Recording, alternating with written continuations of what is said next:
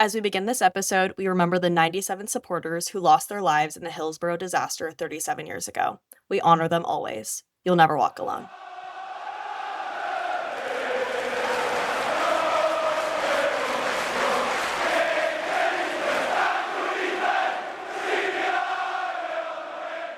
Hey everyone, welcome back to the Liverpool Girlies podcast, a place where we welcome anyone who loves to obsess over Liverpool FC. My name is Annika, and I'm here with Stephanie and Molly Anne. We're three friends who share a love of Liverpool and dream of one day having a cup of coffee at the AXA Training Center coffee bar. Stephanie's away this week, so it is just me and Molly Anne today. How are you doing, Molly Anne? So good. I feel like we were just here, but it feels like it's been a while somehow, and so much has happened. And once again, we've had the normal Liverpool week of the season of like peak highs and low lows. So Truly. The Liverpool roller coaster ride this season is never over. Even when you think you have gotten off the roller coaster, you have not. we are still here. Mm-hmm. But And I'm back to kind of like, even though we lost midweek, Tottenham I think was like my low where I was like, get me off this ride. But since then, I've just been like, okay, I love roller coasters, so I'm here. I agree. I think it's one of those really fun things about being a sports fan that it's just fun to have people to cheer for and to root Yeah. for and to have something that is like a routine almost in your life. Like I enjoy watching people be excellent athletes, but I also enjoy everything that comes along with it. Them trying to overcome things. How are they like what are you going to do with mentality and facing difficult seasons? I think that's what's relatable as like a non-athlete is Yeah. what do you do in adversity? So, I think these seasons also do give us like a lot to think on and appreciate. And we had a fun, flip around where we did well in the weekend and poorly during the week, which that's different It's a than new it's been. change. So why not? We also had another big announcement about a change at the club. Andy Robertson announced that this is his final season as a Red.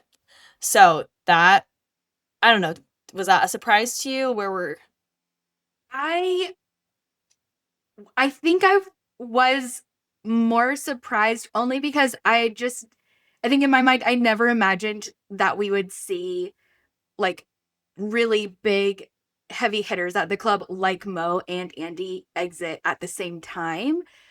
So if you had asked me like mid-season, I would have said, yeah, I think Andy's probably the one that we see leave this season. Mo, finishes out his contract, and then maybe Verge gets one more year. And so they kind of go one after the other.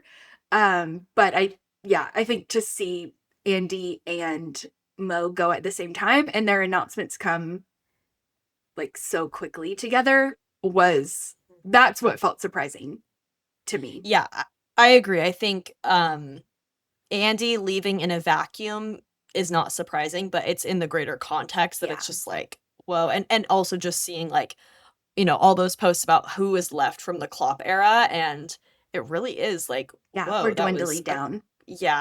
a quick and stark transition. It's sad, of course, and Andy's just such a wonderful Yeah. person on our squad, and I'm really glad that he has been co-captain this year. I think that feels really important and connected to his legacy with the club. So, Yeah, I agree. I think that's where I was really kind of surprised to see him go, just because we have such a young new squad, like young in the sense of they're just truly all really young footballers, but then young and new to this club and our culture.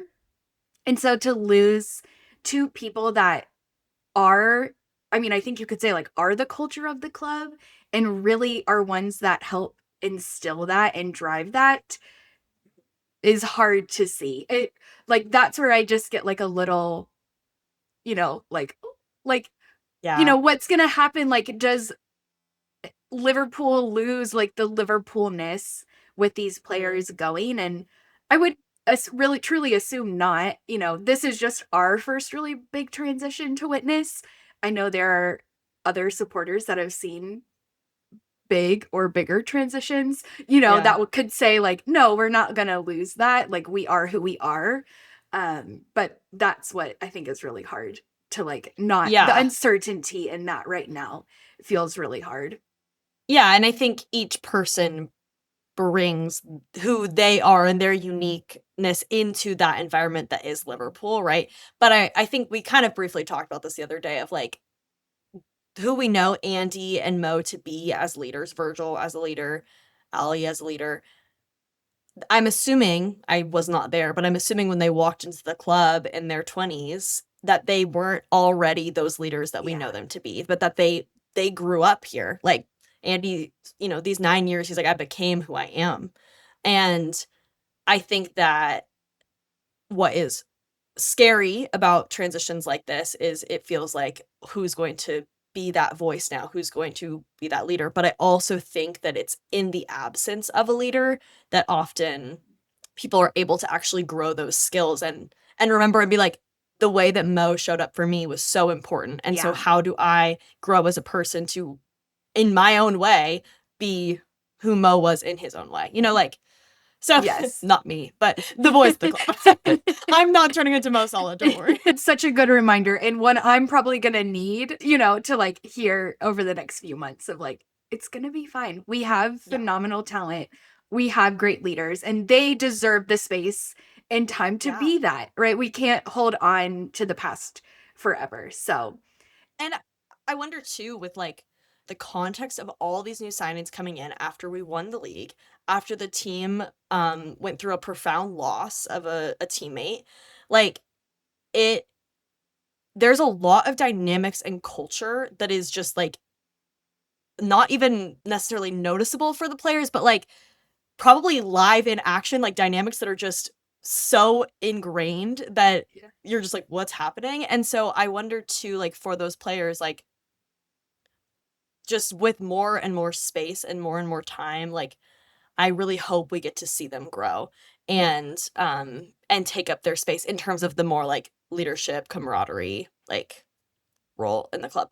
The off the pitchness, if you will. Yes. I'm sad to see Andy go. I know there's rumors that he might be at Tottenham if they stay in the Premier League. So it'll be weird. Like, I'm glad we still get to see him. It's kind of like Henderson, and having Mhm. Kelleher, like, still in the Mhm. Premier League. It's always great to see them. I think that first matchup against Tottenham is going to feel kind of painful and a little hard to watch. I'm just um, like, please be a Harvey Elliott or a Civicast out there who's like on a different team, but like is a red. yes. That's what I need from Andy is that like in my heart, I'm like, oh, I know. Because when we played, is Milner's on Brighton, right? Yeah. Yeah, we played Brighton the other week. I was like, wait, remember, you were a red. Yeah. Hello. Yeah, why are you taking out Hugo Ekitike? You're on our side.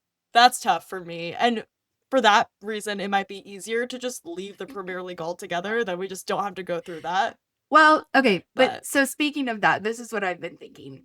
I One of my favorite movies is Notting Hill, and I was watching it this week because I was flying from Seattle to Washington D.C.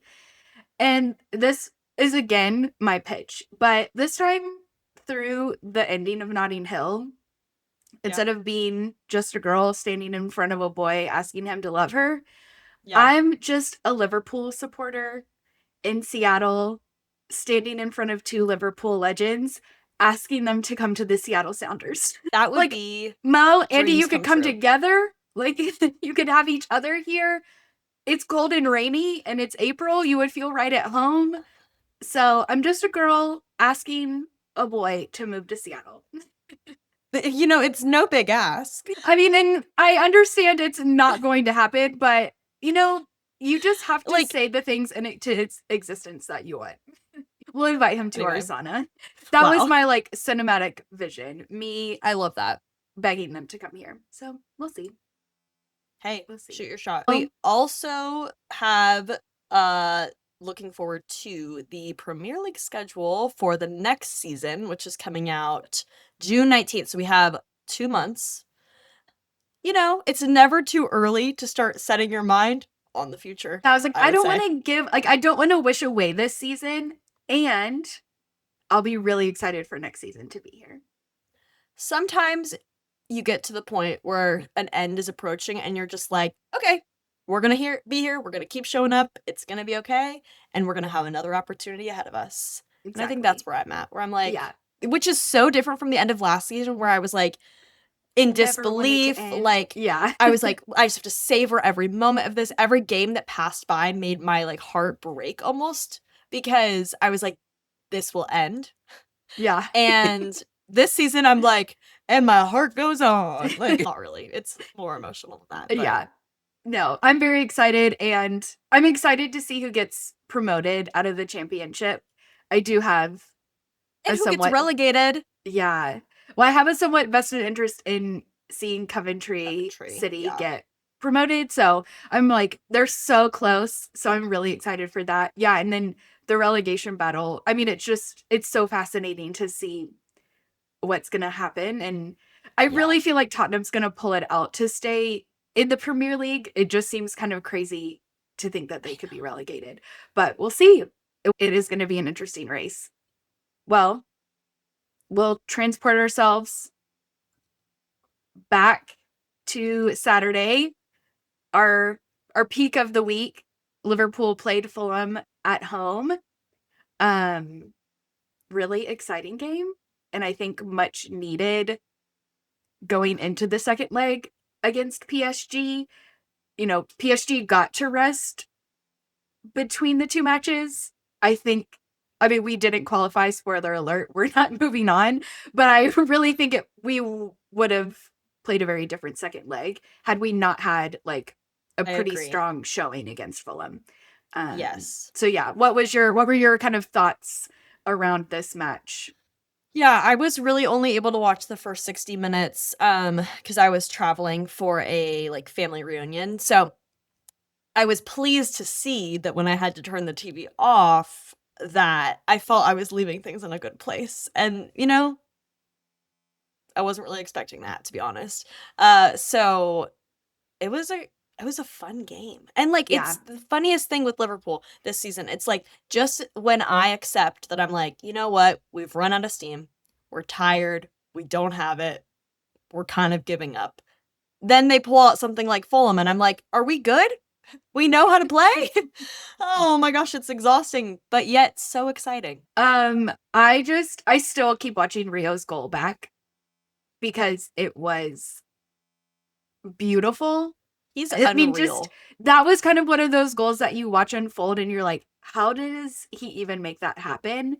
And, you know, just proved like what a talent he is. And Mhm. I'm so excited to see him continue to develop into next season. And, you know, I hope he gets like more time. We see him really like start to like be a regular in the starting lineup next season because goodness gracious, Oh, it was beautiful. And yeah, the it's energy he brings is, I mean, it's so just so needed unreal. this season. Mhm. Yeah, he is so talented. He's so fun to watch, and his relationship with Mo on the pitch is also, like, obviously in a more worked out place than even I would say Mo's relationship with the other strikers or maybe Rio's.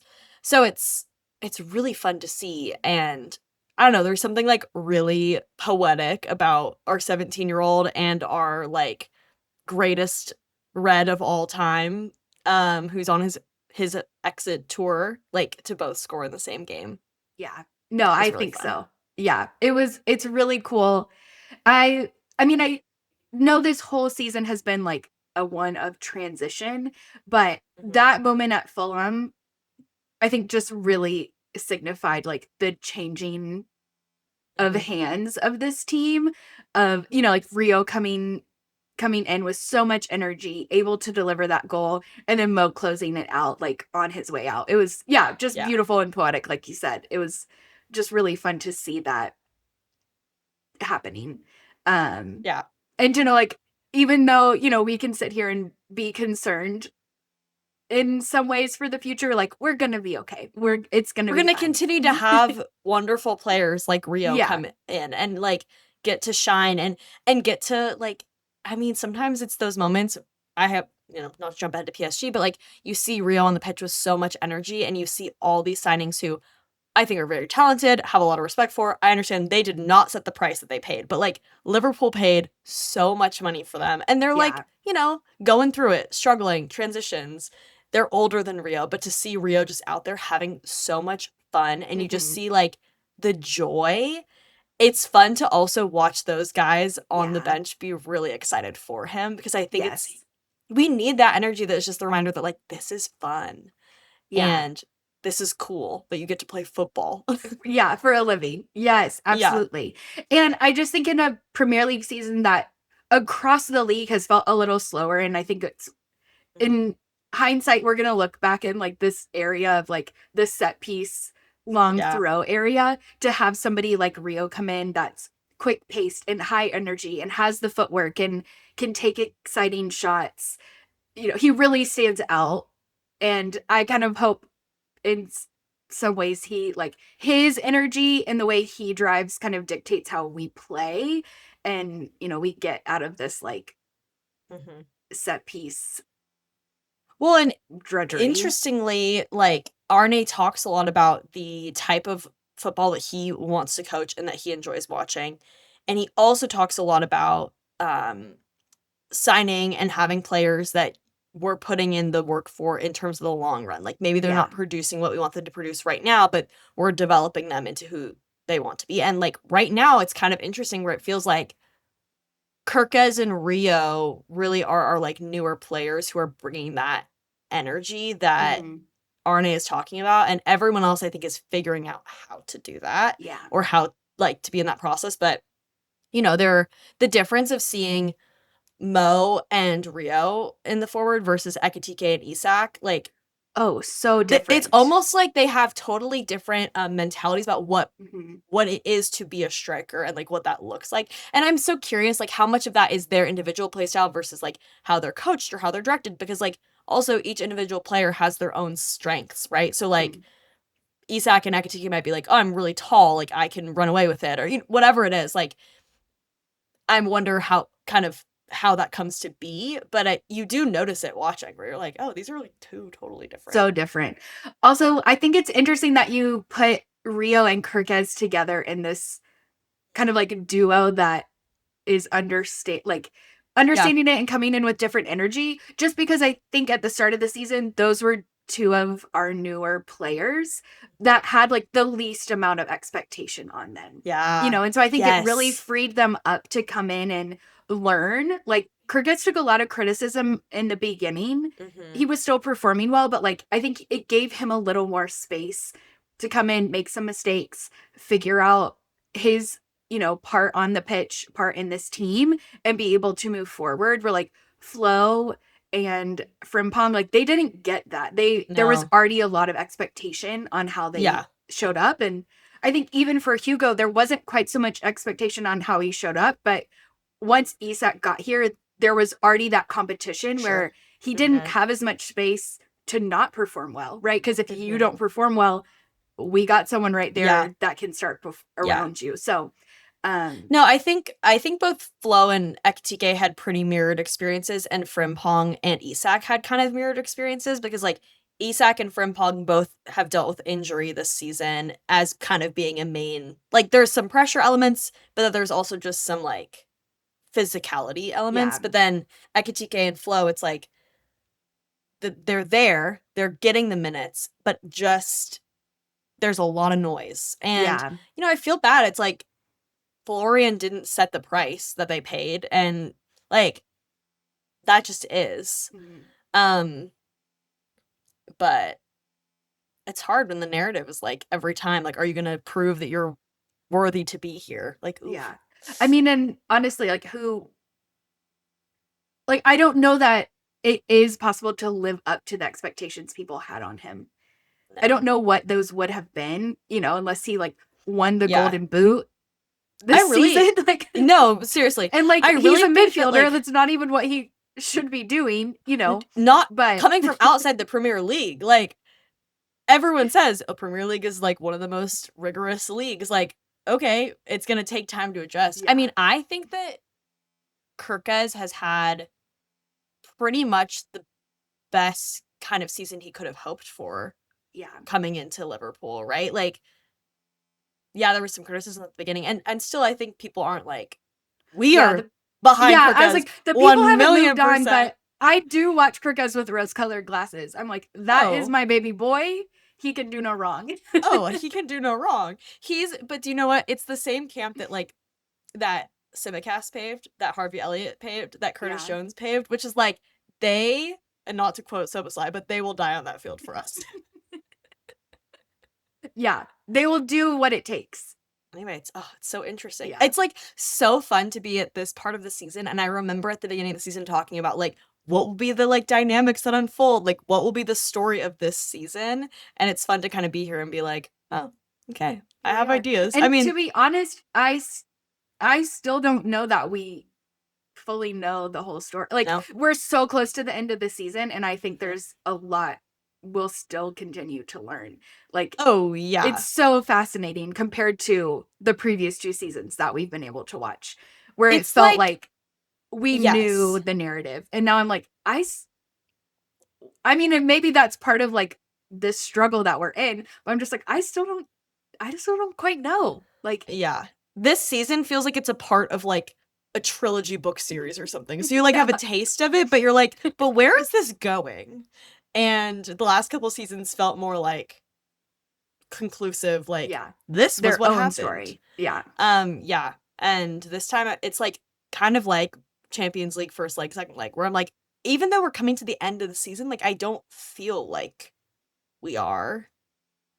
Because I kind of feel like going into next season just I hope is a not I hope is a continuation of what's happening, like the same results, but like I hope that the same people are getting to continue to figure it out and get better and like Yeah. improve with some tweaks. But like, you know, I want Arne to have the opportunity to grow this team and to develop this team in the way that he Yeah. has been talking about wanting to. So Yeah. I agree. all right, and then our Champions League exit versus PSG. Oh, Molly Anne, I am growing a need to beat PSG, I fear. Yeah. I mean, But he it's kept not calling this this the year. revenge tour, and I was like, well, it lives on. Yeah. We didn't talk about leg one already together, but briefly we did watch it together. And I don't know, going into leg two, I felt after Fulham and after knowing what the Champions League has been for us this season, I did feel really confident that we were going to go out in leg two and give it our very best. And I felt extremely hopeful that that would mean multiple goals. That is not I mean, there were what ended multiple up goals, happening. but There were not the multiple goals. multiple goals we wanted. No. What was your like experience like? Did we play how you expected us to play? Like, what was this for you? Yeah, I mean, going into this match, I especially because of like the way we played against Fulham, and to be honest, Dominic Soboslai convinced me with his pre-match interviews. I was like, oh, we are moving on. We will score 4 goals tomorrow. There will be no PKs, and we will be playing Bayern Munich in the next leg of the Champions League. Yeah. Now, to be fair, it's kind of how I always feel. It's pretty rare that I'm like, oh, we're gonna lose. But yeah, I really felt like this team could do it. And Yeah. that's how I always want to feel. I don't want But to go into a match being like, they can't do it. yeah. We can't make this happen. And to be honest, like after the game, do I think that that was a game where we scored 4 goals? No. But do I think that that was a game where we scored at least 2? Yeah. So it was just one of those where you're like, huh, we didn't get a single goal. And that like doesn't I don't think the score tells the full story because I mean, and fact, how many times has that been right? the narrative Well, this season where it's just like when you look at our, possession, we squeaked out just a little more possession than PSG, but you look at the number of shots that we had, and so just to be like, we didn't get 1 goal I know. is just really crazy to me. But yeah, going into it, I was like, I think we can do it. I loved Sobo's pre-match interviews. Mhm. One, I really appreciated him addressing his kind of actions after the first leg at Mm. PSG, you know, and just saying like, I'm frustrated, you're frustrated. It's, you know, we're in We're in this this together. together. It was not a moment of blame. And Mhm. then just for him to be like, we are going to do everything we possibly can. He did, you know, mention that he would die on the pitch, which I appreciate the commitment, but I was like, Dominic, nobody is asking you to do that. Please, please stay alive. Like, that I was love really my biggest concern. our different reactions because you were like, "Oh, Dom, no," and I was like, "Good, okay, he's here. He's in it to win it. All right." I mean, but he was locked in. Like, that is so true. But I was Yes. very concerned. I was like, that's not what we're asking. I think the first half, I was like, okay. I mean, I think there were markers. We were watching it together, and I was like, Yeah. 20 minutes in, I was like, we have to score before the first 20 minutes. And then I was like, okay, Yeah. we didn't do that. I was like, we have to have a goal in the first half. I think I was We glad did. we could go into half without being down in Yes. that game. Obviously, we're overall 2 down. And then the second half, you know, I just thought until PSG scored, we were Oh, playing yeah. so well, so We well. were. But, you know, ultimately when you're looking at 4, you know, halves or pieces of a game, quarters of a Mhm. game between the 2 games, like you can't play really well for, you know, for whatever 45, Yeah. 60 minutes. It's just not enough. It's not enough against No, it's not PSG. enough. It's not. Um yeah, and honestly, if somehow we had scored 3 goals in those minutes, I thought I was PSG, I'd be really upset because they were the better team. They were the Um better team, and they were, like, respectful about being the better yeah. team also. Like, I understand us, like, going out from them, they were the better team. The fact that the aggregate reads 4-0 is what I Is really is hard. messing with my head because I'm Yeah. like, "It shouldn't read that because I mean, it should, like, that is what happened, but it that's Yeah. crazy. Yeah. I wish for So, us that we had something to show for it. yes, I agree. And even, you know, once we had gone down 3-0 on aggregate, like what I enjoyed seeing at that point, I mean, I think it was not impossible, but it was we were fighting an uphill Yeah, battle to score yeah, 3 plus goals at the end. I do feel like out of all the performances this season where we haven't scored first, mhm. it felt like the one that we did the best to stay in to finish out the Yes. match. You know, we've talked about it. We've seen so many times when we've conceded that first goal. It's, you know, they Give up. kind of have checked out a little bit. Mhm. And there were a few moments, you know, where you could see it's like Yeah. they know that this is hard, but I Mhm. didn't feel like we we just kind of like threw our hands up and decided we weren't No. gonna win. I mean, I feel like they were embodying a similar thing that I was feeling, which was at first, like, defeat and accept like, the realization that we weren't gonna continue, but then the realization that, like, "Okay, well, we don't get anything for giving up." Like, Yeah. we're here, and they had done a great job, like, they were playing a great game, so, like, get something from it. Mhm. And so I think that was what was most disappointing for me, was just, like, really, oh. Yeah. So it was a tough one. Yeah. And I was like, "We just cannot make a pattern of leaving the Champions League to PSG. We cannot keep doing this." No. No, no, no. Revenge Tour Part 3 coming 2026-2027 season. There we go. Yeah. But We did have some other heartbreaking news during this game, and that was yeah. the injury to Hugo Ekitike. I mean, that is, um, terrible. Like, I don't even have Yeah. words. Yeah. No, it's and I think just because it was like a no contact injury, it's one of those that it's like, "Are you okay? You know, I what's could going tell on?" the minute that he went down, we were watching it together, and Mhm. I was like, "Mm-mm." Yeah. And then I was like, I "He's mean, getting to be stretchered off. stretchered off, like, It's bad." you know it's bad, and, what I saw today is he's gonna be out until to January January. 2027. And I think in that, what to me is the most heartbreaking is he's not going to be playing in the World Cup. World Cup. And he was like so much coming into So, his own on that French team. And I think would have been a huge part of their journey this summer.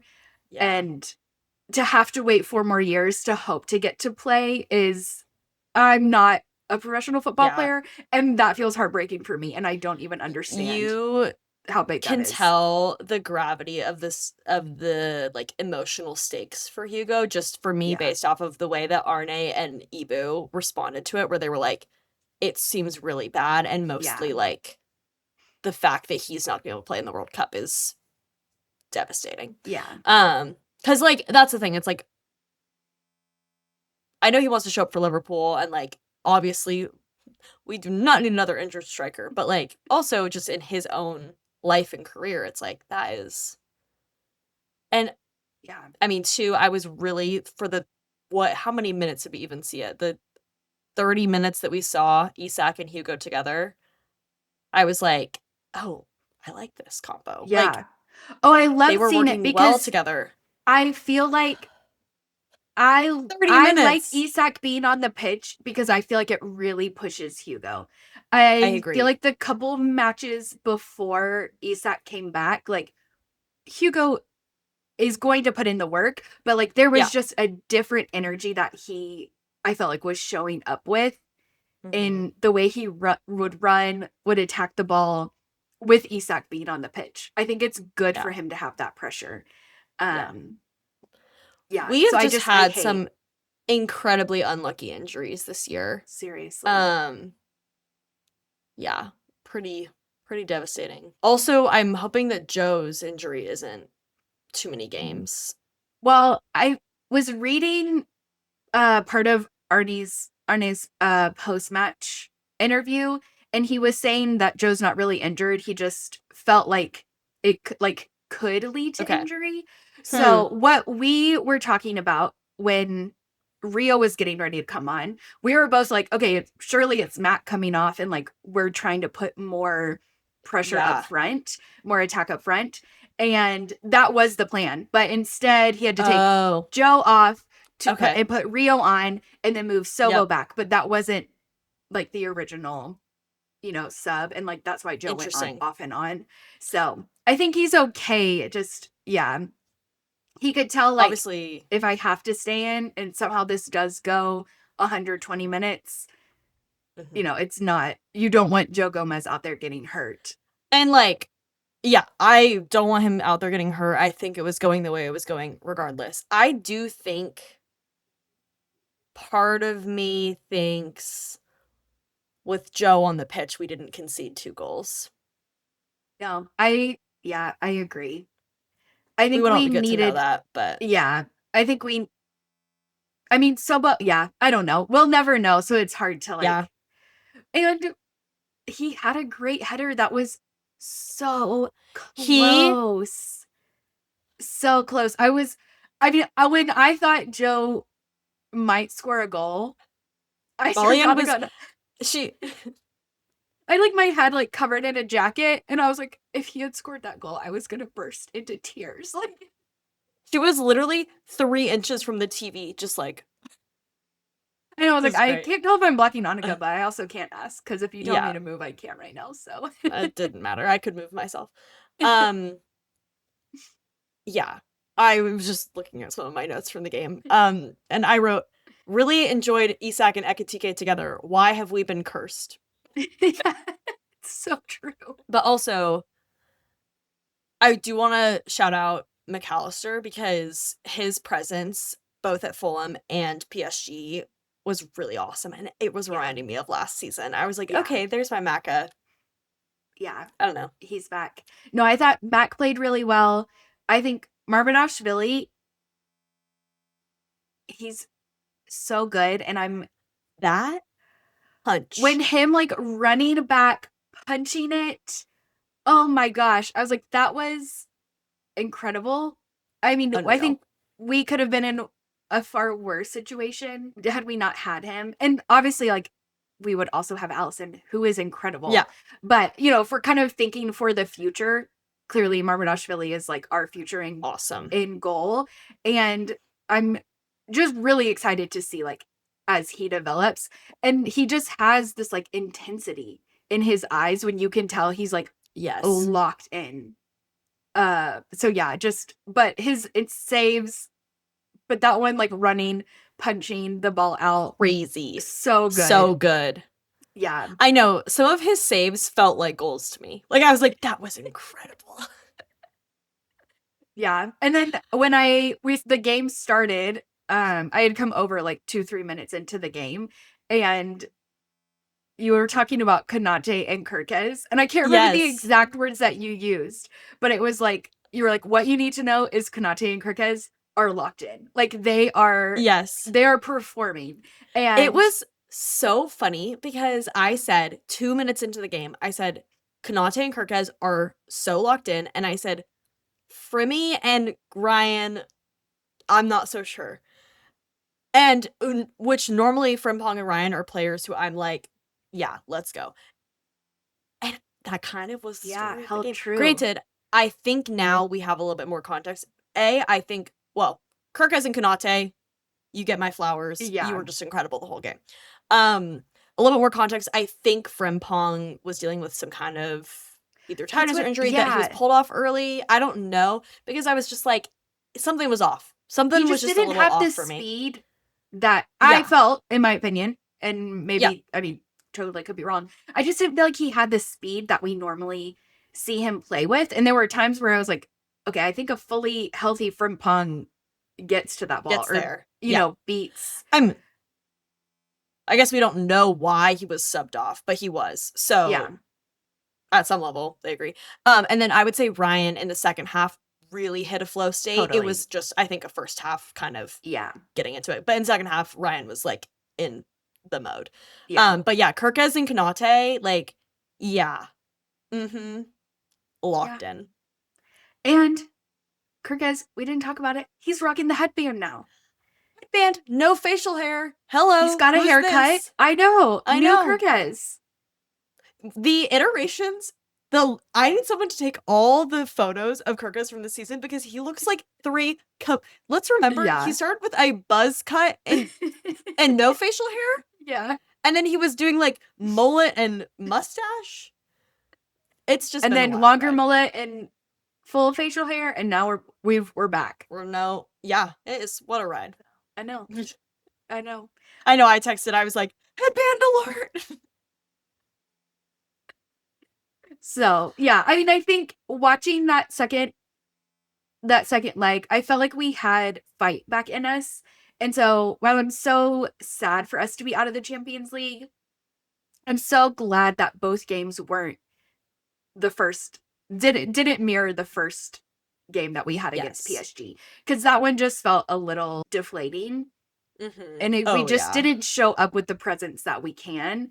And I obviously want us to win. I don't want to be like, yay, it's so great that we had a bunch of shots that could have been goals and we went out. But I'm just glad that like it felt we went out a little bit more with a fight. You know, it's just like the lows have gotten so low this season that it's like, oh, look, we took the shot. That's something. Well, that was the first game against PSG. When we were watching it, we were like, wow, we're looking so much better. And then we turned to the internet, and Annika and I were definitely the only people that had that take. Because I was like, comparatively, we have not been playing great. It felt a little bit better. To me, I thought our first leg at PSG was better than we had been playing. Maybe that's saying something about my faith, but it's fine. But yeah. So, you know, it just means we have to win the Champions League next season. That's my takeaway. Yeah. And at some level too, I think what's nice is all eyes on the Premier League. Let's just do this. Let's qualify. Yeah. It's very I really feel confident we will qualify for Champions League. You know, right now we're sitting in 5th place. 5th. We do have to score goals. I'm so curious with Ekitike being out, and with Isak being back, but not playing a full 90 yet.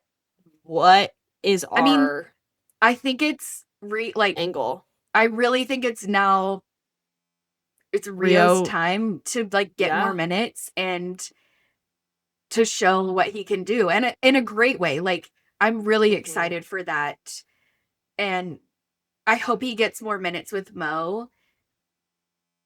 Yeah. Yeah, so we'll see. I But mean, I also guess I we think it'd still be good have for him to develop his connections with Isak as well. yeah, yeah. I think I it's, mean, then you know. we still have Cody, we still have Chiesa. So like there are other Yeah. options, on the Yes. wings.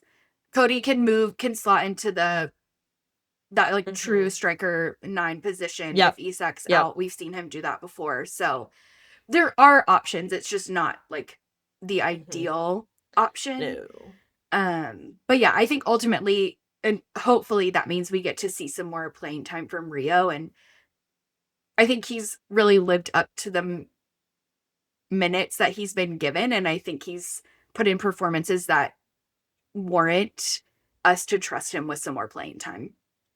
Yeah. Agreed. So, Exciting. okay, I did have one final post-match interview that Slot gave Oh yeah. that I don't think that you saw, where he was talking about this summer, and maybe we Oh.